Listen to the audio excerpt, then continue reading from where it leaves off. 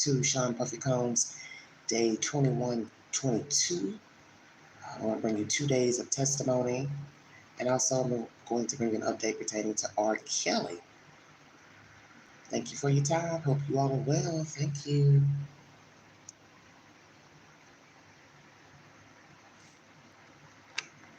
Sex crimes trial. One of his accusers, a former girlfriend using the fake name Jane, resumed her testimony today. Now, Jane has been on the stand for several days describing the abuse she said she endured during her relationship with Combs. Eyewitness News reporter Darla Miles has been covering the trial from the beginning. She's live in Lower Manhattan with more. Darla? Sandra and David, Jane has now testified longer than Cassie Ventura. She first took the stand last Thursday, and she's given jurors a lot to think about. Throughout her testimony today, we heard defense attorneys showing text messages talking about how much she loved Sean Combs and how much she valued his energy. But then as they wrapped her testimony up today on redirect, federal prosecutors said during those hotel nights, she asked to describe his energy, and she described it as angry and evil. Day 6 of Jane's testimony seemed to drag on Thursday morning in the sex trafficking and racketeering case of Sean Diddy Combs. Defense attorney Tenny Garagos still meticulously reviewing loving text messages, audio recordings, even reading back her own testimony, working to water down allegations she was coerced into participating in hotel nights during their 3.5-year relationship. In court, jurors heard Combs' voice expressing concern to Jane. Just focus on what, at the end of the day, will make you feel better. How can we get a solution where you can move on? I don't want to be in a relationship like this. End this cycle. Move on with your life so that you don't feel like I wasted your life. Garagos asking, he had indicated to you that he wasn't aware of how you were feeling. Jane answering yes. He did not want you to be upset. Jane again answering yes. Did that mean a lot to you? For a third time, Jane responding yes. Jane testifying about her reaction to seeing the 2016 surveillance video of Combs dragging and kicking Cassie Ventura at a Los Angeles hotel. You had never seen Mr. Combs in your relationship act like that before. Jane saying right. He had never laid a hand on you prior to this night. Jane saying no. But Jane going on to tell the court that Combs was violent with her one time after she pushed his head into a marble counter during an argument about a vacation he took with another woman. Federal prosecutors asking Jane to explain to the jury why she found Combs' other relationships so hurtful on redirect. What I was trying to express every time I brought up women was, why? Why do I have to be degraded in order to be with you? Why do I have to break all my boundaries and compromise on myself? They don't have to, but they can still experience you in the way that I want to. And in regard to their hotel nights, Jane saying, I wish I could forget them. Wow, look at the floor. Now, court started an hour and a half late today. There was a lot of discussion behind closed doors in judges' chambers about a January 2024 event where other people were present. It's an event where Jane mentioned in her testimony. We do know that at one point, Mark Agnifilo, the attorney for Sean Combs, said that he wanted to speak about this in open court, but ultimately, all the details have not been disclosed, but it was a tense moment in court today, talking about the parameters of that event, the parameters of the testimony, and it delayed court significantly today. Reported live in Lower Manhattan, Darla Miles. All right, so 6 days of testimony by Miss Jane Doe. Who is Jane Doe? Somebody tried to put her on blast a week or so ago by revealing her name, and the judge let it be known that he finds out that anybody present in the court put her name out to the public, yell her name out, that he would handle them as he should, because that's inappropriate. She's testifying under the pseudonym for a reason. Now, why? I don't know. But this week has been very eventful. The defense wanted a mistrial on Tuesday. The judge did not grant them the mistrial. The defense felt like testimony from Cassie and from her friend Brianna was fraudulent. But as you see, the trial is still going forward. The federal government says they are trying to end this trial by next week. So this is wonderful news, long before 4th of July holiday. So this is wonderful news. We learned that they had an incident with each other one time.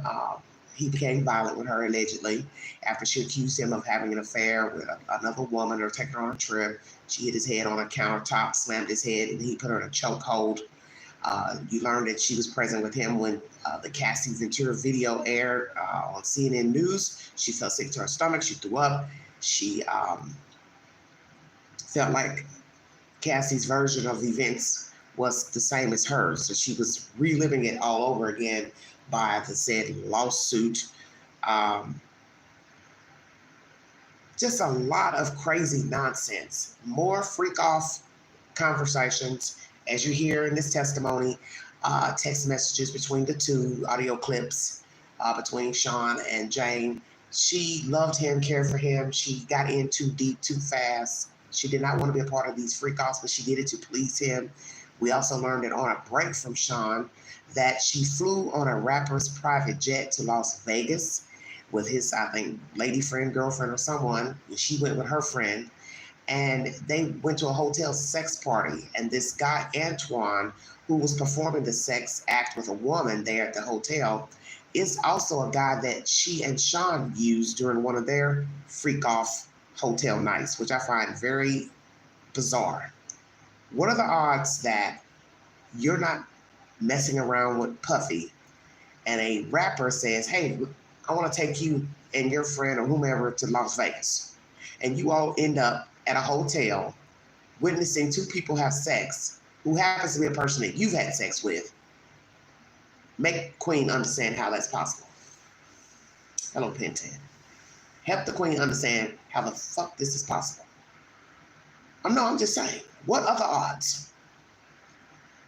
What are the odds that you're on a break from Puffy and a random person, some rapper, don't know who he is, everybody's going to wonder who this person is, and I'm sure he's hoping his name don't get out there so he won't get wrapped up in some shenanigans. And I'm assuming she probably met him through Sean, because I'm just saying, make it make sense. What are the odds of you flying on a private jet, going out of town, going to a hotel room, and you and other people are watching two people have sex allegedly, and you've had sex with that same guy during a sex party of your own with Sean?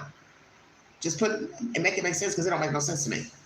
See, this sounds like some weird type of fuddy-duddy SHIT between all these people. This is why I keep trying to explain to people that I think a lot of these people are connected to each other, and we just don't know all the people that are involved as far as these sex parties and swinging sessions or whatever, because I'm trying to understand. You going to a whole different city with your friend on a private jet, and you somehow end up in a hotel room watching a guy and a woman have sex, but you've had sex with that same escort. And Sean's watching you and that guy have sex. That don't make no sense. So I won't doubt the guy, this rapper, is friends with Sean. Now, mind you, it was said in court that Sean didn't even know about this trip. Now put that on paper. Because allegedly she was on a break from Sean. Okay, but what are the odds you would end up in a hotel room in a whole different city? I can't get this out of my head because it's crazy to me. Because I got a feeling this guy knows Sean. And once again, you're doing the same Cassie Ventura type stuff. That's how she got hooked up with Kid Cudi, Cassie, because he was associate of Sean. Sean introduced them together. Then when they're on a break, she ends up having sex with Kid Cudi until he bailed out when he realized there was too much drama dealing with Cassie. Now, fast forward years later, this Jane Doe, she just so happens to be on a break as well, and she's hooked up with somebody who takes her on a jet to a sex party, and the main event is somebody she's had sex with. Come on now. This ain't adding up. Hello, black people. So this is where people start wondering who's really a victim. Because when you're looking at things like this, it don't sound like a victim. Because now you're talking about an entirely different person that you're engaging in sexual voyeurism with. Don't know if she was dating this guy, liked him, what was going on. Then you also have to remember how Jane Doe met Sean. Her friend was originally dating Sean, and then the on to somebody else. She probably didn't want to do them freak offs, so she cut Sean off. And then you been texting him, and he's texting you on the low, and then you end up getting entwined in his dirty deeds, and you're crying you're in love. It's the same MO from Cassie. They're identical. Except she ain't been busted up as bad as Cassie. But it's the same MO, same freak off type stories. I didn't want to, I liked him. I wanted to please him. I wanted more from him. And you're hearing this from more people who dealt with Puffy. People who worked for him, people who were entertainers under his label. Everybody feels like they've been cheated, shorted by him. And you have to admit, when you start getting 4 or 5 different people saying the same thing, there's probably some truth to it.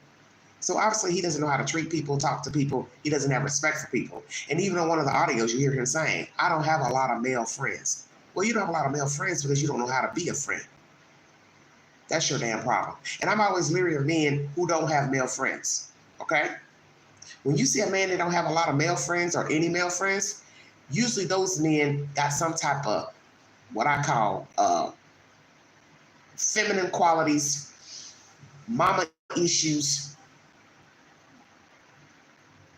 can't be committed. They can't stand on their own 2 feet. Here's a man that's a billionaire. He's always throwing parties, functions, red carpet events, sleeping with this one and that one and that one, but yet you can't make a male friend. Why not? Why don't you have any male friends? Come on now. You don't even have 1 or 2 good friends? But yet this guy who's going in and out of court wearing the shades, he claims that you all have been friends since childhood or whatever. So he's chopped liver. I don't understand any of this. But what I do know is that he's a sadist. And my advice to any woman, young, old, it doesn't matter. When you see signs of a dominant, narcissistic person, run like hell. Because this is how it starts. Whining, dining, compliments. Then here comes some criticism in between. Then here comes some fuddy-duddy stuff. I'd like to see you do this. I'd like you to change your hair. I'd like to see your toes painted red. I'd like to see you wear your hair black or blonde. It's going to be something. And if it's not what you want to do, then don't do it. Somebody starts telling you you need to get a nip tuck here, you need to get a breast reduction, or you need to get bigger boobs. Hey, you need to change your eye color. Run like hell, because it's the start of a problem. Because you can't be looking at a person saying, hey, I think you're pretty, I think you're nice looking. Then the next minute you're telling them, oh, I think you need to get your teeth fixed. You'd be okay if you get your teeth fixed. Ooh, you'd be really nice if you lose 100 pounds. Every day you look in the mirror, you know what your flaws are. And what's maybe a flaw to this person is not a flaw to you. But this is Sean. Shave your head, fix your teeth, do this, do that. But look at him. He's not no morning star. He's not no fabulous looking black guy. I've seen some black men, and Sean is not on the list of black men I would just fall down and roll on the floor and bark like a dog for. I'm just keeping it real. He ain't that guy. He ain't that guy. But somewhere in his sick mind, he's told himself he's that guy. He's king. He's God. I can do whatever I want. I can talk to you any kind of way. I can treat you any kind of way. I can cheat you. I can rob. I can steal from you, violate you, make you feel less than. And that's what these people have done to themselves by dealing with him. And like I said, you have many people who have worked with him in the music industry who worked on his label, and they are not happy campers. And that should tell you something right there. You're going from now disgruntled employees to disgruntled ex-security, ex-assistants to women you've abused, manipulated into these sex parties. And that tells me there is more to Sean, that he's a sick sadist. She also mentioned that she believes that he's possible bi-curious, bisexual, wanting to sit in a corner and watch her have sex with other men, which I Googled the same thing, and that was one of the symptoms. Could be bisexual, could be lots of things. But many people feel like you don't have respect for a person if you would want them to have sex with another person. Now, as they say, some people say, well, what you think is normal, I don't consider normal. Very true. We live in a society now where the old ways of living, mother, father, raising children, going to church on Sunday, Wednesday night Bible study, that's out the window. You have people now walking around, don't believe in God, don't believe in a higher power. They're walking around 12 different hair colors. They don't know if they're a man or a woman.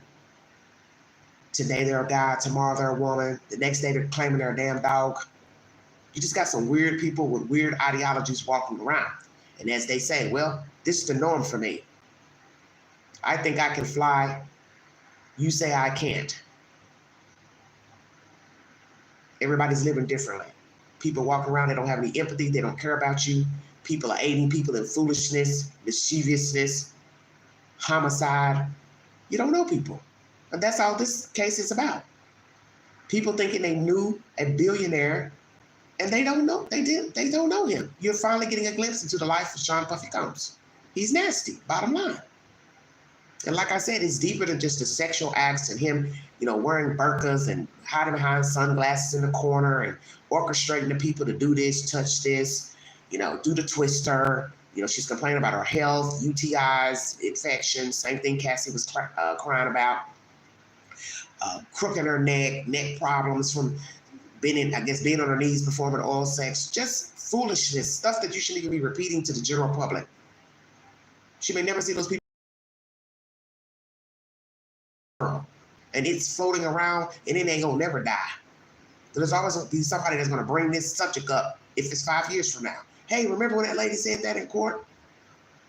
And then the fact that she's a mother of a child. Your child's gonna hear this one day. You have parents, you have sisters, you have brothers you work with. They're gonna figure out it's you. Believe me, somebody in the world knows this Jane Doe and they know her government name. And I won't doubt somebody will put her name out there. Naturally, she can sue.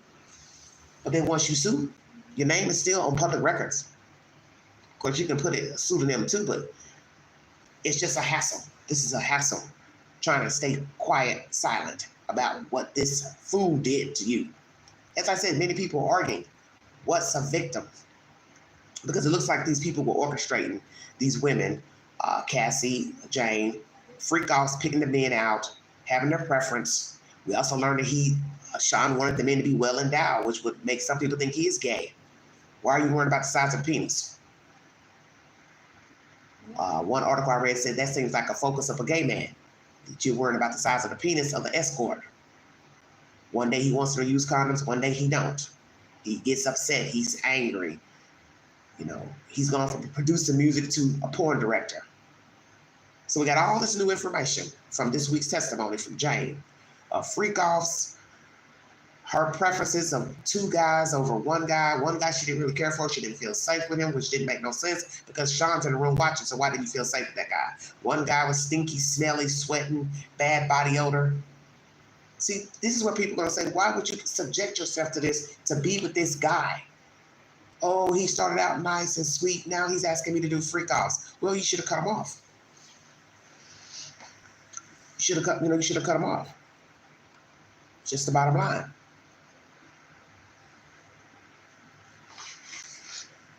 At some point, no amount of money that he was giving was worth this humiliation, feeling cheap, feeling lonely, feeling sad.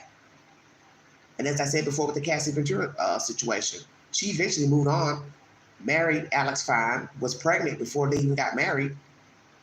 You don't hear Sean stalking him, bothering him, harassing him, trying to blow up his house, his car. So what made Sean decide to leave Cassie Ventura alone? I always found that story interesting. All that violence between the two and the going back and forth and extorting her mother and paying her friend off, he didn't bother Alex Fine. Why? Is it because he was a white man? He was afraid if that got out, a white man,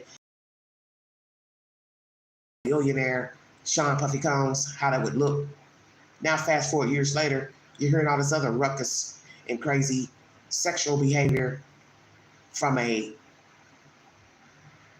multi-millionaire billionaire. It's absolutely ridiculous. So who's this rapper whose plane she got on and went to the sex party in Las Vegas? Who is the rapper? Is he worried about his name getting out? 6 days of testimony, Jane is done. Who's next to testify? The federal government says they're going to wrap this case up by next week, which I'm glad this is finally about to end, because I'm tired of talking to him, because it's becoming redundant, the storyline. Different people are just repeating the same thing. And as someone said a few weeks ago, imagine what you don't know pertaining to Sean Puffy Combs. With all these people coming out with these versions of how they were mistreated by him, imagine what you don't know. And the only thing you haven't heard is murder and bestiality, as I have said before in my commentary. You haven't heard of him having sex with an animal, and you haven't heard that he's killed somebody. Because those are the only two things left out of this case. Has the federal government proven racketeering, prostitution by transportation, human trafficking? Some still say no human trafficking. The women went willingly with him to have sex. But they have proven a prostitution case because it is against the law to pay someone for sex and also pay for them to travel to and fro for sex. So I do believe the government has proven that. Now, racketeering comes with the coercion, threats, kidnapping, forcing people to do things such as the security guy being in the car at the time of that Kid Cudi nonsense, Don being forced to go over there to Kid Cudi's house. That's where coercion would come in with the racketeering charge. So has this case been proven? Well, anything's possible. Anything is possible.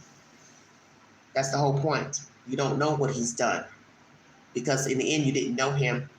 Nobody knew he was this evil, except for the people who dealt with him. And those were her words in court. His actions, the way he looked, the way he carried himself, just evil. But yet she also told the court she still loves him. So with all these stories of freak-offs, she didn't want to do them, getting infections, worried about her health, body breaking down, not being able to do her influencer vlog, him paying her $10,000 a month. He's still paying for her attorney fees, which many people are going to find that strange. Why is he still paying her rent? She also has a baby daddy that allegedly she says he and Sean don't get along, don't know who her baby daddy is. And I'm sure all that's going to come out eventually. The thing I have a problem with everybody that's been mentioned during this trial is they're all interconnected to one another, which is weird to me. That everybody has known of somebody, friends with somebody, and then next thing you know, they're sleeping with them.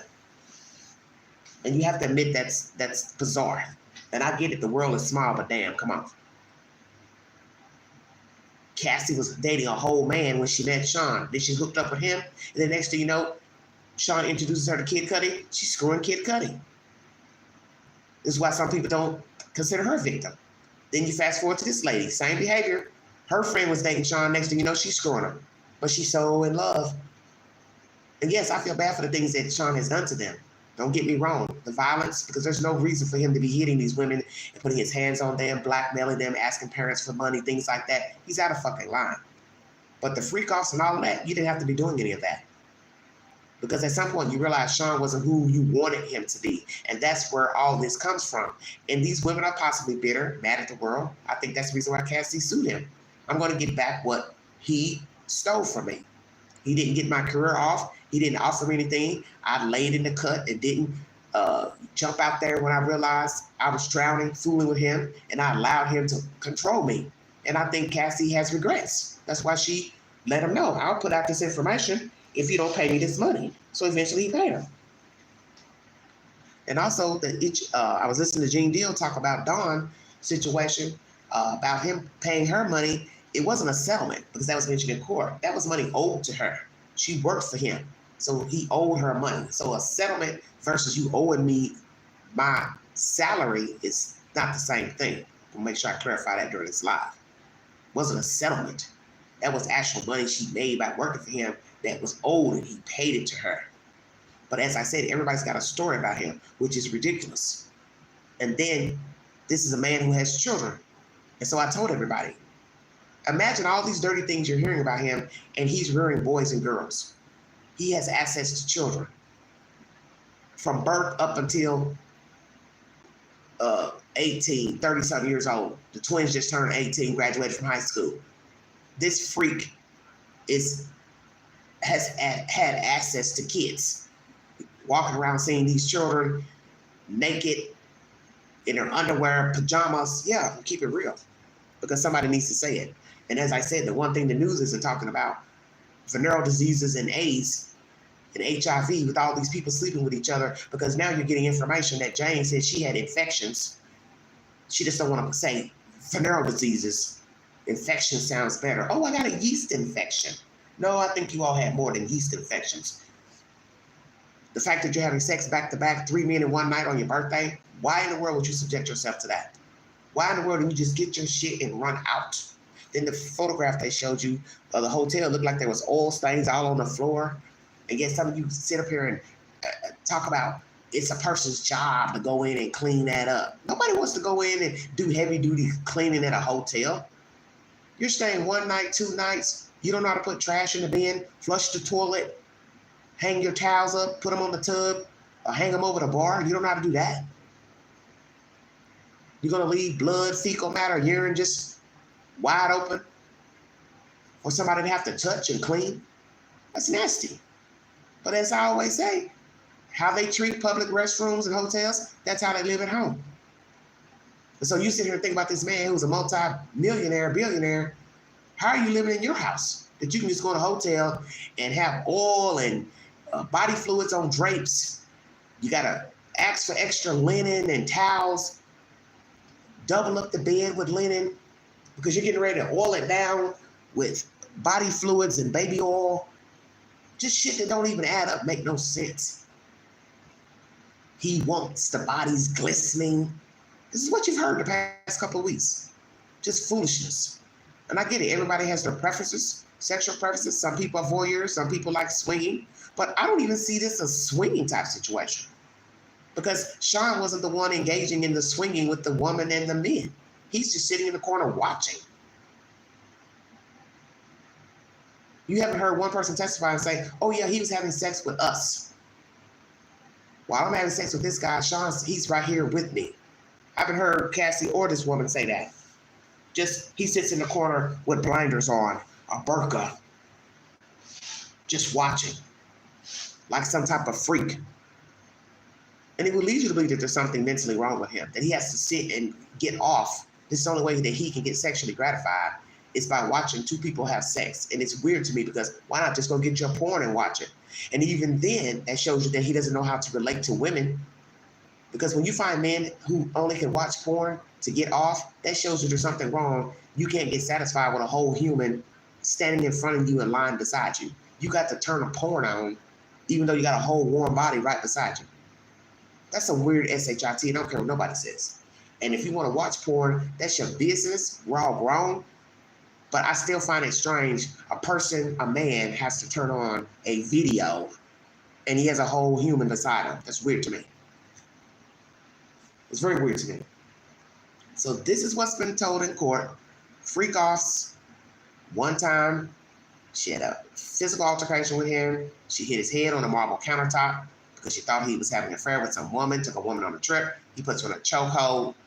She ran, hid outside, come back a couple hours later. He's still in her house. They go back to fighting again, which don't make no sense. Why would you go back? Why didn't you call the police? Same scenario. Nobody calls the police.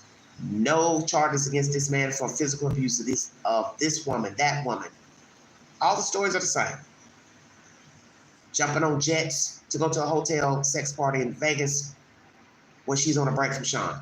And the guy in there having the sex is somebody she's been with. Make it make sense.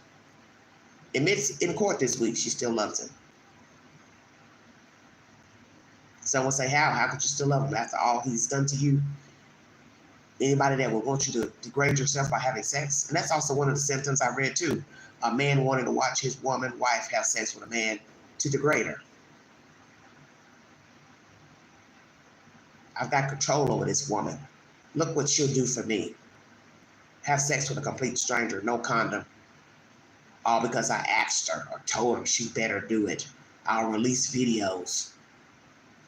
Now, did he blackmail Jane? Did he tell her, well, I got videos of you. You better do this? I've not heard her say he ever blackmailed her.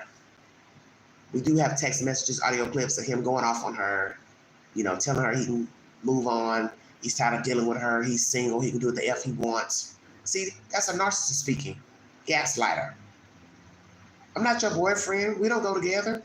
I'm effing single. I can do what I want. So see, he was telling her how he felt. And sometimes we as women, we don't want to hear the inevitable. They don't want us. They don't want to be committed. They don't want a relationship. They want to go out here and do whatever they want to do and meet back up with us when they feel like it. And yes, that's a terrible feeling. It's a terrible place to be. This is why you have to love yourself and say, well, you know what? I deserve better than this. I deserve better than somebody calling me when they're having a bad day. Black chick, Young Miami, did he introduce you to freak offs as well? I'm curious. I'm very curious. Because she had been aiding him and supporting Sean up until, you know, the investigation, arrest, the video coming out last year. So, Young Miami, are you still supporting Sean Puffy Combs? I'm curious. Where do you two stand in your relationship with him? And how do you feel about these women and co-workers, ex-employees bringing forward their testimony pertaining to how they were treated by Sean and what they experienced in dealing with him? And who's going to testify next week? Will the defense have any key witnesses to vouch for character? Now, this KK person, few commentators were saying it wouldn't make any sense for the defense to bring her because that means she's aiding him and showing that she supports a man who's been accused of these said crimes, and it wouldn't look good on her behalf. So will the state subpoena her to testify against Sean Puffy Combs, that she aided him in this foolishness, these freak-offs, cleaning up hotel rooms up, setting up the hotel rooms, trafficking drugs? We also heard that he was asking her, KK and Jane, to procure drugs for him. We also heard that with Cassie. Ex-assistant, same thing. They kept fanny packs full of pills. So none of these people even thought about catching a drug charge for Sean Puffy Combs. You don't hear anybody talking about that either. You don't hear anybody talking about that. What if you had gotten caught buying the drugs, getting the drugs, picking up the drugs? Now you're going into court to stand account for drugs that you don't use and don't participate in, all for your boss. See, everything that's been repeated the past 4 weeks, it's all the same. Everybody is spinning the same story about their dealings with this wacko. And it's sad. So as I said, my message to women, some men too, because there are men who are gullible as well. Be careful the company you keep. And if you meet anybody that has this type of behavior, gaslighting, trying to make you feel like what you feel is not important, it's not real, you're overreacting, they want to engage you in dealing with drugs, selling drugs, procuring drugs, holding drugs, stashing drugs, extra-sexual partners talking down to you, belittling you, putting their hands on you, as I said, run like hell. And we'll talk about my brief experience after this commentary, because there's something I want to share with the audience. Let's do my part two, because I'm running over my time. R. Kelly, everybody. R. Kelly's attorney, Bo Brindley, filed a motion today seeking the singer's release, alleging a murder plot against him by high-ranking prison officials. Kelly is serving a 30-year sentence for sex crimes and racketeering. The motion asks President Trump to intervene, citing his power and courage, and requests Kelly's transfer to home detention, stating his life is at risk from governmental powers seeking his literal destruction. These are not allegations made by my office. These are allegations made by men who were solicited by government prosecutors and Bureau of Prisons officials to first violate the constitutional rights of Mr. Kelly and secure his unjust convictions, and second, to kill him in order to cover up their corrupt and criminal behavior. Still ahead here on CBS 19 News at 5, a straight appeared. That was R. Kelly's lawyer speaking. So the allegation is that 2 people were solicited to unalive R. Kelly. Are they telling the truth? Number one. High-ranking officials in the prison, whatever that means, or let's just say officials, guards, whomever, have a murder plot to unalive Mr. Kelly. Why, I don't know. Asking people to unalive this man and also steal his mail. That's the latest developments coming out of North Carolina. The attorney is asking to have him removed from the prison and also put him on house arrest for the remainder of his sentence. Obviously, he cannot seek a pardon from Donald Trump for some type of reason. I don't know why, but that's what was mentioned in the commentary in another segment of the news, that he can't seek some type of pardon from Trump. Don't really understand what it means, but he's asking to be released on house arrest. So I don't know. My thing is, everybody wanting to reach out to Donald Trump all of a sudden is just bullshit. We've got an ex-sheriff chief in Virginia, some other woman by the name of Miss Fiore. They have been released. Those damn Trump riders released. And one of them, he's back in jail near me in Maryville, Tennessee, for trying to unalive some federal agents. Trump ain't gonna be able to get you out of that. Then we have Mr. Hoover, notorious gangster disciple, leader. Federal charges removed, but he's still facing at least 2 life sentences on state charges, so he probably won't get out of those. Don't know. Anyway, the Chrisleys defrauding banks for money because they're greedy. Trump has freed them. Sean Puffy Combs may get a pardon, but he's still facing other charges for drugs, found at his house, and guns. So he still will be wrapped up in the legal system, whether there's a mistrial or even found not guilty. Because right now, he's facing 5 charges in New York, but I don't think that's pertaining to the guns and the drugs, because I don't remember that being mentioned. So those are separate charges, and those are separate cities where those charges were filed, where he caught the charges. And in New York, he was arrested for drugs in the hotel room. So see, you're talking about 2 separate cities, Miami and New York. They don't have anything to do with this case here. So he's not going to be going anywhere. And then 2, 50 Cent, known instigator, keeps rehashing things that Puffy said about Trump. So Trump won't pardon him. 50 Cent, he knows what he's doing, because he's a little messy fucker too. Everybody's wanting to jump on this Trump bandwagon. And this just shows you that the devil is real. That's my best way of describing all of this nonsense. R. Kelly, his penchant for children, sexual assault with children, deviant sex acts with children, women, urination, defecation. Fast forward, Puffy, same thing. This just goes to show you don't know people. And also, Weinstein had an update pertaining to him. I'm going to put a short up about him as well. He has been, let me see. He's been found guilty on some other charges. Lord, what a mess. Do you all believe this information about R. Kelly? Somebody put a hit out on him. Let's go there. Do you believe? Because I don't know if I believe that or not. I don't know if I believe that or not. But as I said, R. Kelly, Puffy, they're similar. Allegations of messing with kids, homosexuality, deviant sex practices, it's all the same. And like I said, imagine what you don't know about these people.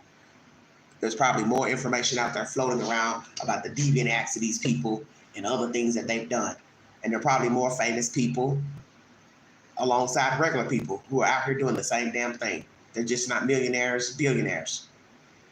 Okay, so here's the latest update. It says Harvey Weinstein gets mistrial on rape charge after threats to jury four-person. Okay. So there was a mistrial. So make sure I repeated everything correctly. Harvey Weinstein's rape charge ended in mistrial after the jury foreperson refused to return to the jury room Thursday after saying he faced threats from the other jurors. The 12-person jury in Weinstein's trial had found him guilty Wednesday of one count of criminal sexual act against former Project Runway assistant Miriam Haley, but not guilty of the other count of criminal sexual act against former model Kaha Sokola.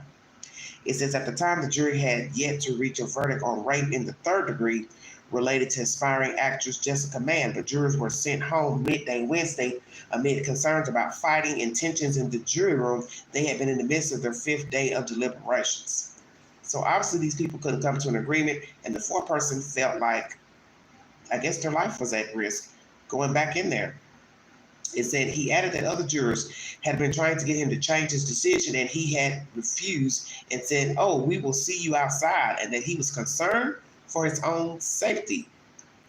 He says, if you're a deliberating juror, you have to be punched in the face in order for it to rise to the level of a real threat, Weinstein's attorney Arthur Adala said Thursday while moving again for a mistrial. It's insane in the membrane, insane on the brain. When the foreperson was asked Thursday if he would return to the jury room, he told the court, "No, I'm sorry." Wow.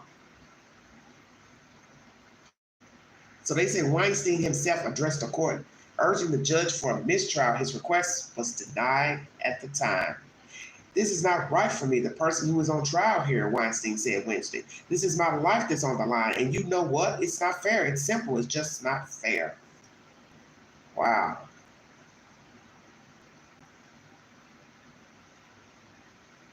So when that guy returned to court, the foreperson said he was kept separately from the other jurors Thursday morning.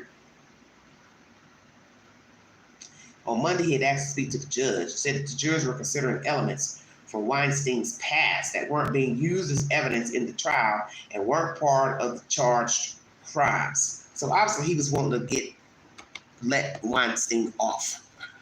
And the other jurors were bringing up old crimes that weren't a part of the current case.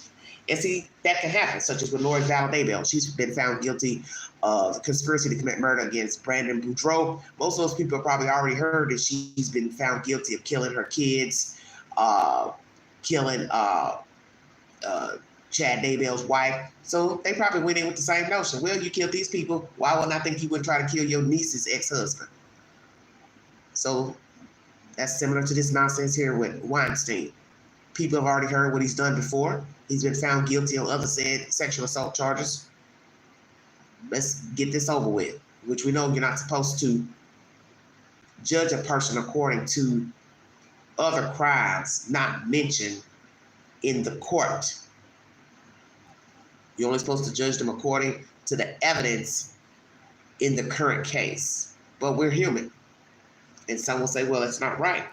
Also, you always have to remember when picking a juror, you don't know what they've heard and not heard. And people don't have to tell the state, the defense, or the federal government what they've heard about a person.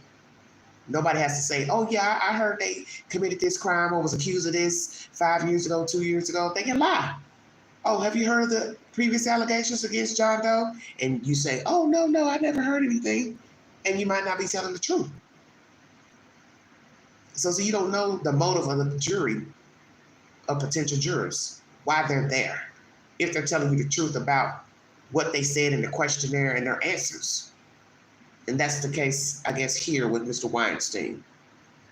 So he has a mistrial on this said SA charge after threats to a jury foreperson. Lori Vallow, guilty, conspiracy to commit murder against Brandon Boudreaux. It is now over with. All the trials pertaining to Lori are over. The madness is over. Also, about your conversation pertaining to Rex Heuermann. The wife has done a Peacock documentary with her children. The daughter says she believes the father is a serial killer, Long Island serial killer.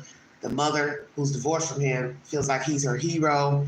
She don't believe he's that guy. He's not the right guy. Whatever. More nonsense. This woman's delusional and she's sick. And I also wonder how much information she knows about her husband. Because as I'm seeing with a lot of these people out here who are sick and sadists, there are many people who do know about their deviant behavior. They're just not yelling it from the rooftops and the mountaintops.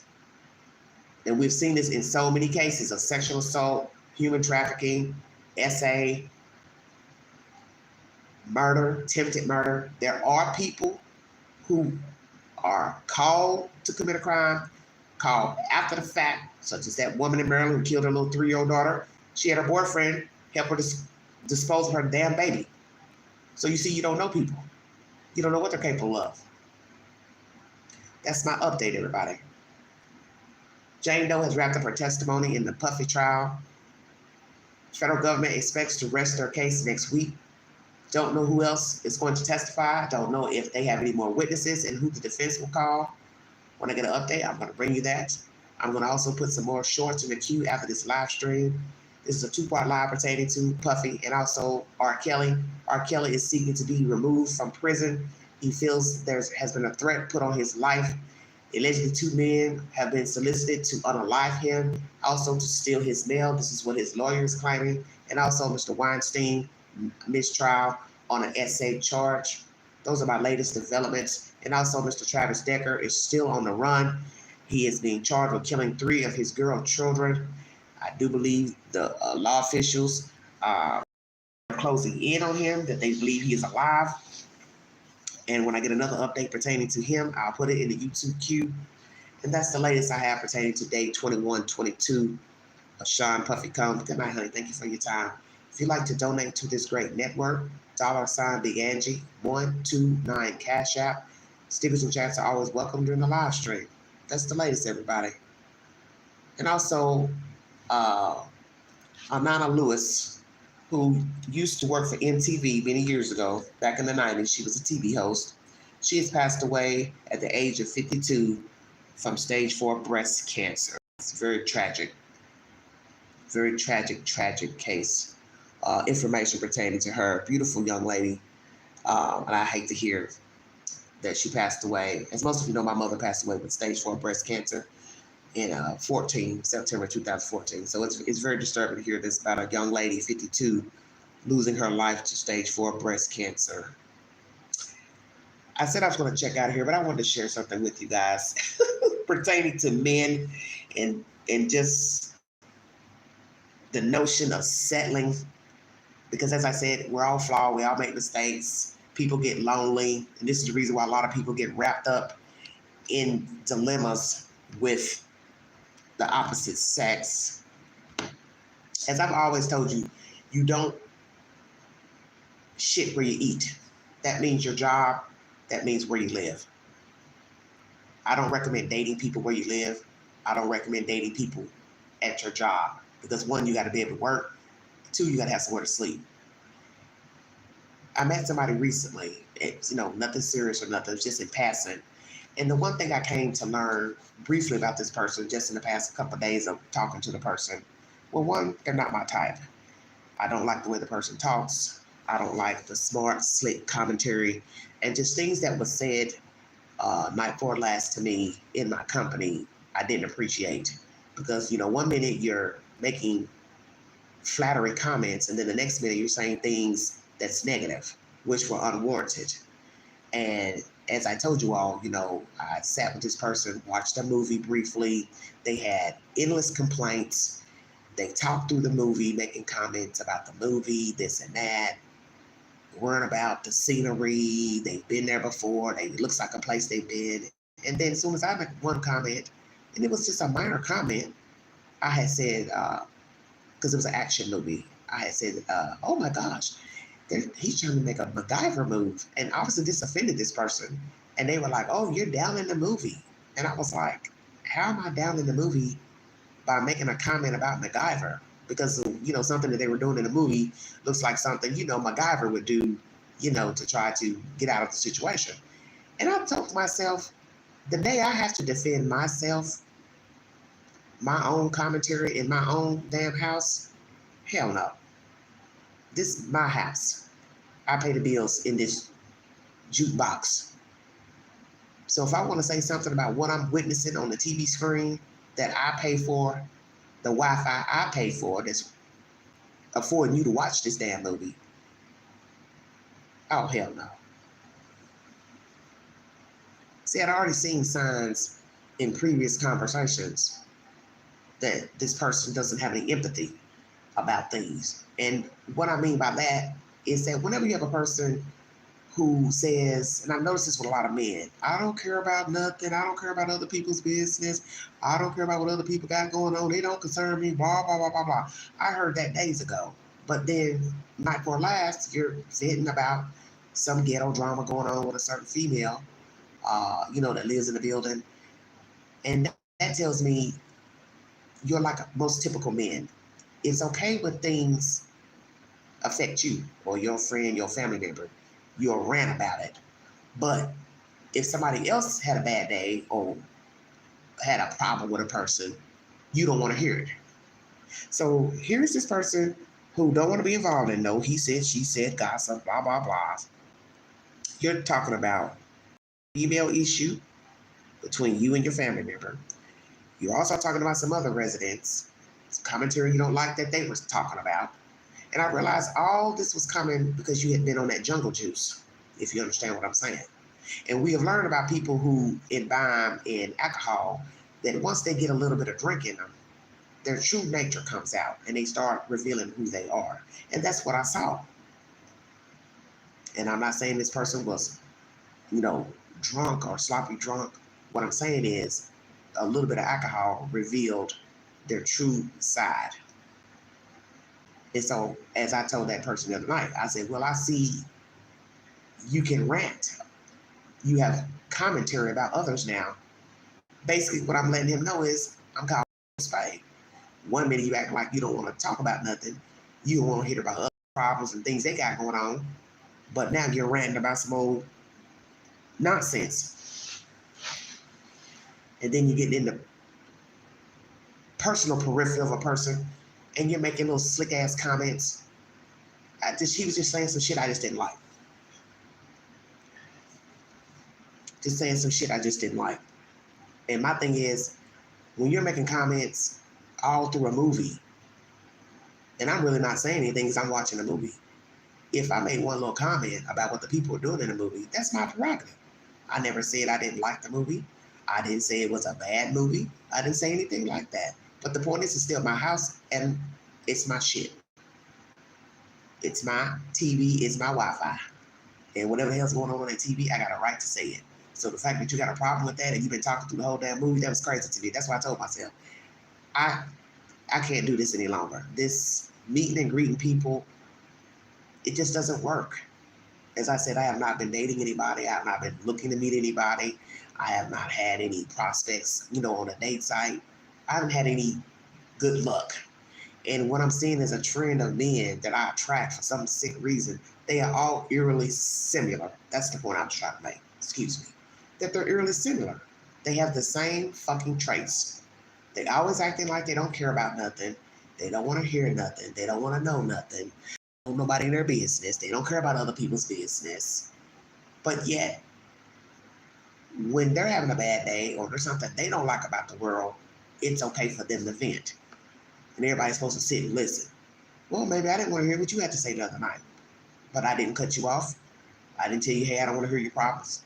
And just like I told him, well, I got personal things going on with myself, but I don't talk about it because it's pointless. And he was like, oh, why not? You can tell me. I'm like, no, I can't tell you. I wouldn't feel the need to tell you. And I'm be truthful. I wouldn't feel the need because I don't feel comfortable. Because once I see a person emulating no empathy, telling you about anything I'm going through would be a waste of time. And the fact that he's already made a few slick ass comments to me, he's made some slick comments. Nothing I want to repeat on the live. He's not for me. And the fact that he doesn't have his life together at the age that he is, he's a few years older than me. He don't got his shit together. Let's just put it like that. You're here from a whole different town, living with somebody else You two are already wrapped up in some drama with ex-resident, whatever was going on with that nonsense. I don't want no parts of it. Don't really want to hear about it. And the fact that this man, as I said, we don't have anything in common. It was just a passerby type situation. And I felt kind of cornered the other night, you know, when I was out, and foolishly made a comment about having some food laid out. I said, I need to cook it. You're welcome to, you know, eat some of it if you like. That was my fault. I should have never done that.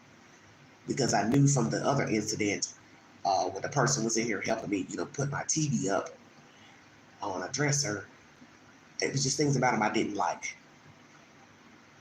And I felt kind of like cornered. And usually people say, well, Queen, you're pretty strong. You should have just never, you know, allowed the person to come in. But I did it because I didn't want to appear rude, because he had mentioned, oh, I thought we were going to get together, you know, watch a movie, woo, woo. And then there was another person sitting there beside me that he was more concerned with, thinking there was something going on with that person. And I was like, no, we're just cool. And I foolishly, like I said, let the person come in my personal space. But I'm very funny about my personal space. I'm very funny about people coming in my home visiting, because I have found recently, you know, I've allowed people to come in to, you know, make light conversation, and they're too concerned with what they're looking at on a shelf, you know, what type of food was sitting out, or if they saw a drink bottle or whatever. It don't matter. This is my house, and whatever I have in here, it's mine. I paid for it. I don't owe a motherfucker $1 for it. And when you walking through my over the threshold, you got something to say about a lamp, a shoe, or where a picture's hanging, I don't want you in here. And so I think back to all that.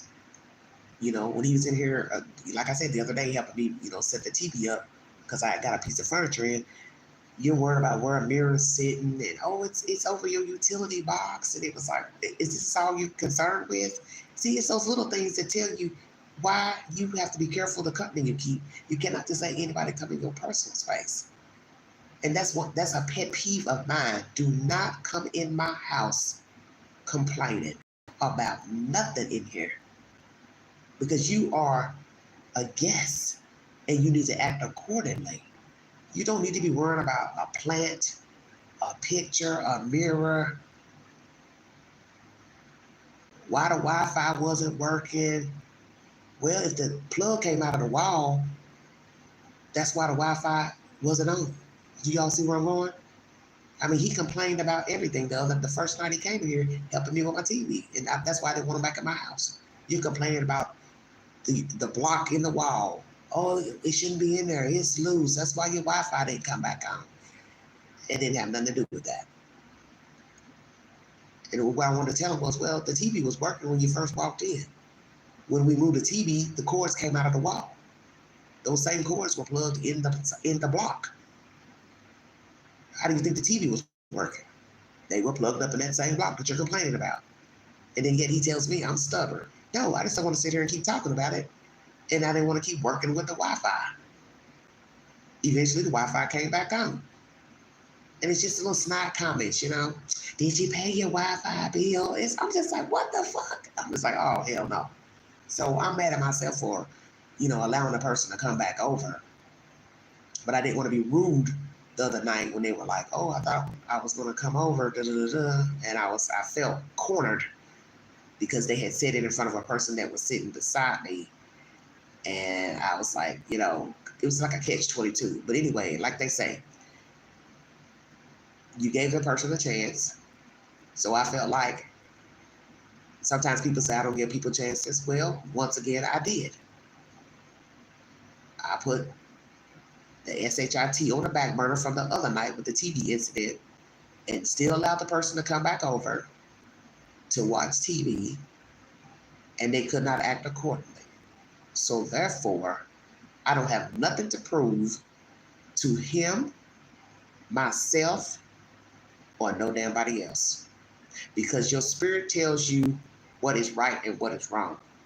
And when you meet somebody in first glance, and they're already, like I said, showing you they don't have no empathy, you can't say two words without them saying, well, I don't want to hear about that. I don't want to talk about that. That's letting you know that's not a person you can hold a conversation with. Okay? And the one thing I have learned about people, If they talk like that and you're in public, what do you think they're going to do when the door is shut and you're in a private place, such as your house, their house, or car? They're really going to wild out. And that's why when you see the signs of people talking like that in public, you don't give them your phone number. You don't invite them over. You don't meet them nowhere else, restaurant, movies, because they're just going to continue to do the same damn thing. And that's exactly what he did. He got free range to come in, and he just complaining and mumbling about every fucking thing. Day one, when he was just helping me move some stuff, you know. And I'll give you for instance. I have a plant sitting here by my entryway, which is a tiny entryway. Why would this plant be bothering you on your way out the door? He's touching the plant and saying, "Oh my God, you act like you live outside." And I just looked at him once again, like, what? I said, what are you talking about? This plant you got, don't you know this plant's gonna grow? It's gonna get to the ceiling?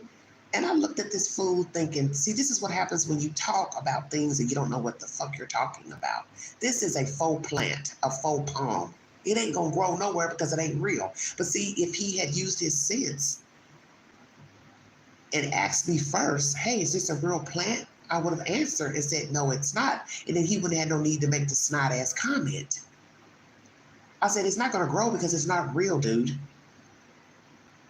And then he tried to make it seem like I was lying about my own damn plant. See, this is exactly what the fuck I'm talking about. Why he didn't have no business coming back in this house. Because I brought that negative energy back in here. And I don't have nobody to blame but myself.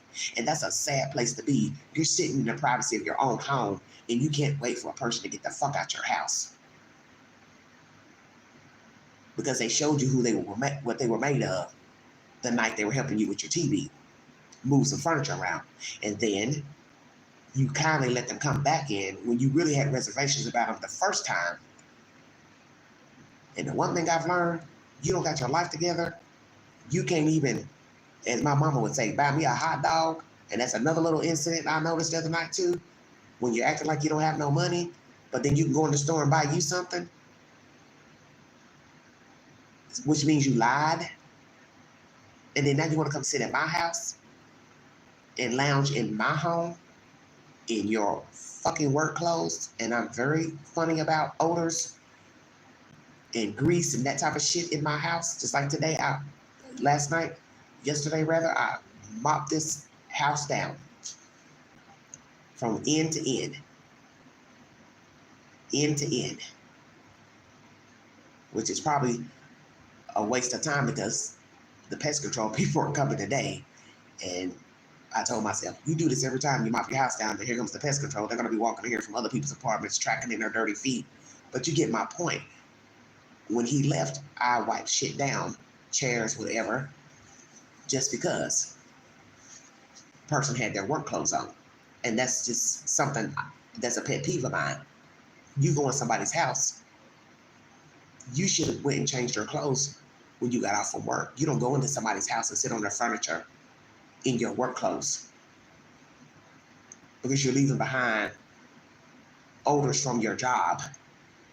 And you know you work in a place where you're working around food and grease and shit. You don't have no business in somebody else's house. Now, you want to go lay up in your own house, your own car, family members, vehicles and shit. That's your business. That don't go on at this address. So I'm just sharing with you things I noticed with this person that he's not for me. And it wasn't that I was looking to date him or anything like that. He's just somebody that's new to the building. And I was just being courteous when he asked about, wanting to watch a movie or whatever. I don't see him in that way because he had been making comments the other night. Oh, I haven't heard from you. You ain't called. You ain't texted. I was in my feelings. And I just thought, well, I got stuff going on. I got stuff I'm trying to take care of. Not trying to be rude, but my mind was on some other things the other day when I saw you that morning. So I got stuff, some business I have to take care of. I see that's what people don't understand when they don't know you. People think because they see you in the morning, afternoon, or evening, they think they know your schedule. They think they know what you got going on. You don't know me. You don't know my full name. You don't know nothing. And I don't have to sit up and explain to nobody my comings and my goings and what I'm doing, why I didn't come outside, why I didn't answer the door. I don't want to be bothered. I'm in a space right now where I've got a lot going on, physically, mentally, so my health is more important than anything anybody has going on. And I don't owe that explanation to nobody. I don't give a damn who it is. As I was telling my friend Chris Thornstadt, please feel free to check out his YouTube channel. I told him the other day, I'm just in a space where it's all about me.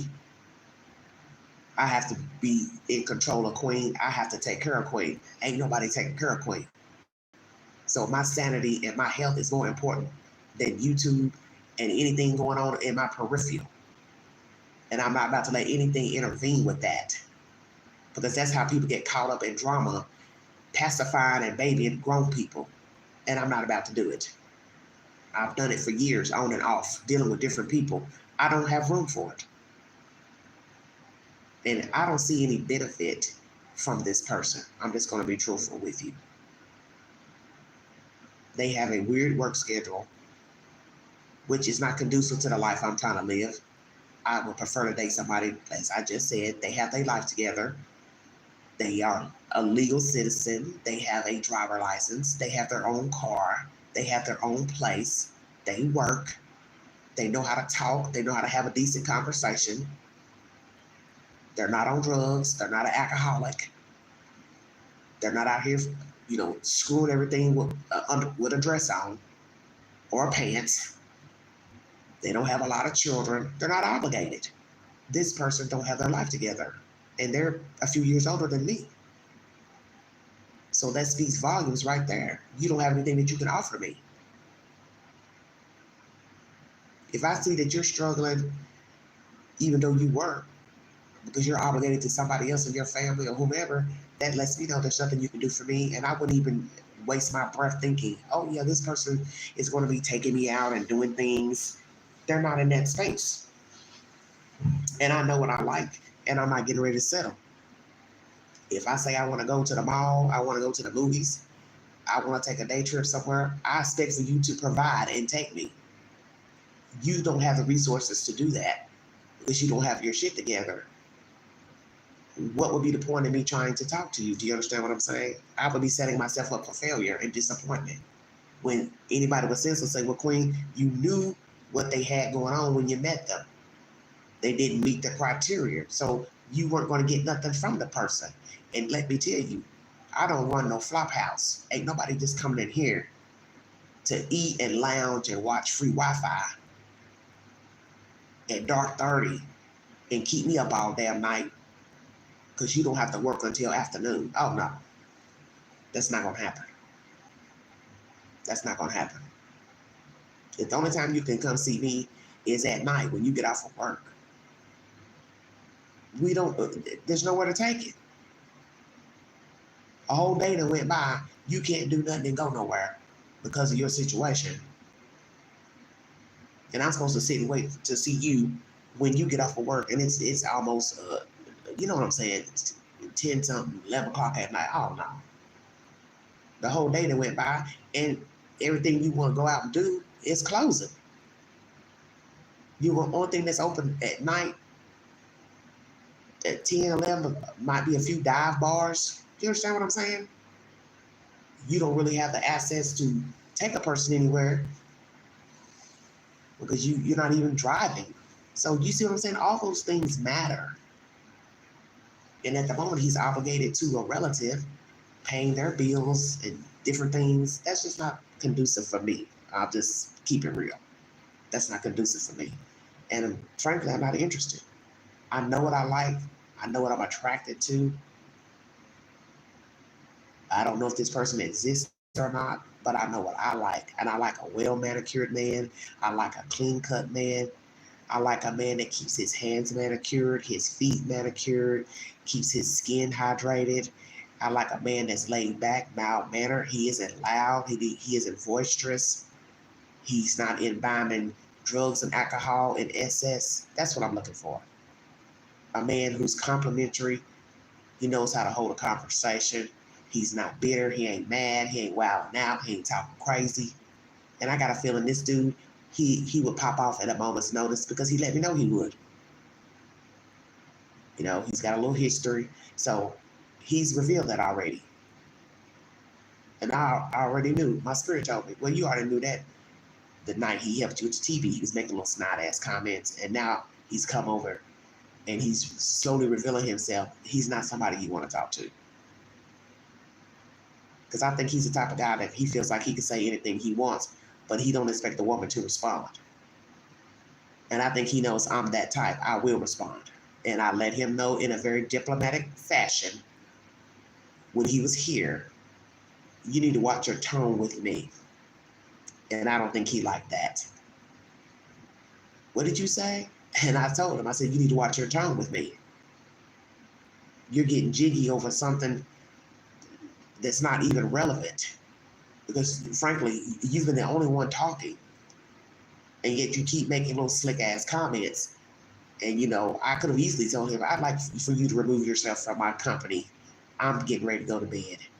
And you can best believe that when that movie was over, I let him know, well, I'm tired, I gotta go to sleep. Hell yeah, I want him out of here. And I can honestly say, I will not be opening any doors for anybody in this building. I don't care what the fuck you want. I'm not opening no doors to you. Unless I know that you're coming, you know what I'm saying? But just you popping up, wanting to knock on the door and all that, I'm not opening the door. I don't care what time of day it is. It could be 2 o'clock in the afternoon. I'm not opening the doors. I don't care if it's a female. I don't care who it is. Because I feel like, you know, you can open Pandora's box to where it'd be a problem trying to shut it. Well, I'm stopping it now. Because I feel like it's not going anywhere. I don't see it going anywhere. And this being too neighborly with people, it usually turns into a problem as well. Because I've been seeing some signs with some other people, you know, being too friendly, and now they're wearing their welcome out. So I'm done. That's my testimony, everybody. Thank you for your time and listening. I hope I was able to be of some help to some of you who may be going through similar situations with dating and dealing with people. Know that you don't have to tolerate any bullshit from anybody. You don't have to put up with anything. And like they said, there's nothing wrong with telling people no, because in the end, you have to preserve your own self. Self is first. Self is always first, and it should be first. And you don't put nobody over yourself. Because in the end, you are all you have. And in the end, you'll be your own best friend. And I think a lot of people don't realize that. You go out of your way for other people day for day, your kids, your family, the neighbor, the butcher. But in the end, when it's your turn, you may not be able to get what you put out. And you don't want to be this age or older, bitter and miserable because you were a walking doormat. You allow people to use you and abuse you. Because the one thing people don't understand about that, those people that moved on and they on to the next person. They're not thinking about you. And while you walk around here bitter and mad at them, they don't even remember your whole damn name. I'm just keeping it real. Live and learn. Hey, Flora, man. Thank you, sweetheart. You're welcome. Yeah, I wanted to share that with you all because I wanted to share that. You know, I have to be careful what I share on this network because people, they take advantage of that too. When you start sharing personal stuff, they think they can use it against you. You can't use nothing against me because my thing is you didn't know it until I told it. So therefore, it's my journey and it ain't nothing. Because guess what? When I shut this device off, I'm going back to minding my damn business and being queen. I thought you knew. Ain't nothing getting to rock this boat. Not nothing. All right, everybody, that's my commentary. Sean Puffy Combs, R. Kelly, Mr. Weinstein, Lloyd Vallow Daybell. Everybody's incarcerated. that I've just mentioned. And I don't know if Trump's going to intervene with P. Diddy. I don't know if he has a leg to stand on. But as I said, I believe he has other charges, even if he's found not guilty. I don't see it being a mistrial. I don't see him going anywhere but where he's going, and that's to prison. And I pray that's where he goes because I feel like he deserves to go. Has the federal government proven their case? Once again, they're going to arrest next week, allegedly, and we will see who the defense will call. R. Kelly's trying to get out of prison. He's getting threats, allegedly. There's supposed to be a hit out on his life. Don't know if that's true or not. Who the hell knows? But I don't feel anything for R. Kelly either. Weinstein, I don't feel nothing for him either. They all are where they're supposed to be because they're sick, wacko, sadists who don't know how to leave well enough alone. They don't know how to have decent courtships with women, men. And that's why they're all locked up. Don't you find that interesting? Every person I mentioned in this live stream is currently incarcerated. So that should tell you something right there about their character. You put yourself there, so you sit your ass there and deal with the consequences. Thank you for your time. You've been listening to The Flawed Self. Good night, everybody.